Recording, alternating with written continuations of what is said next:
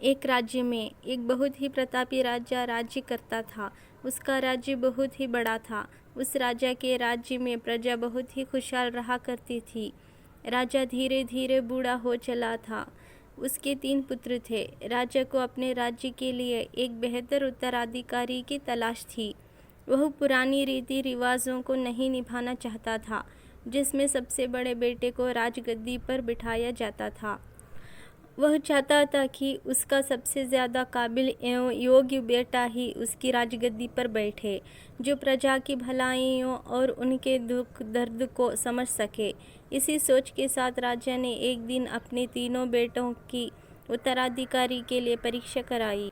राजा ने अपने बेटों को 3-3 सोने का सिक्का देकर कहा, इन 3 सोने के सिक्कों से ऐसी चीज़ खरीद कर लाओ जिससे पूरा महल भर जाए। यह आदेश देकर राजा ने तीनों पुत्रों को 3 दिशा में भेज दिया। बड़े बेटे ने सोचा कि 3 सिक्के में क्या आएगा, राजगद्दी तो उसे ही मिलेगी क्योंकि वह सबसे बड़ा है। यही सोचकर उसने उन तीनों सिक्कों का कुछ सामान खरीदा और खा पी कर के मस्त हो गया। दूसरे बेटे ने सोचा कि इस शहर में नगर में सबसे सस्ता भूसा ही मिल सकता है। उसने भूसा खरीद कर महल में भर दिया, मगर तब भी महल की पूरी तरह से नहीं भरा।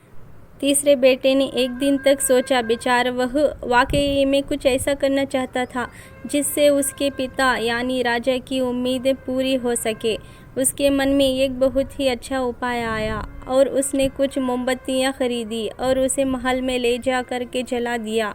पूरा माहौल उजाले से भर गया। राजा अपने सबसे छोटे एवं तीसरे बेटे की बुद्धिमत्ता से प्रसन्न होकर उसे अपना उत्तराधिकारी घोषित कर दिया।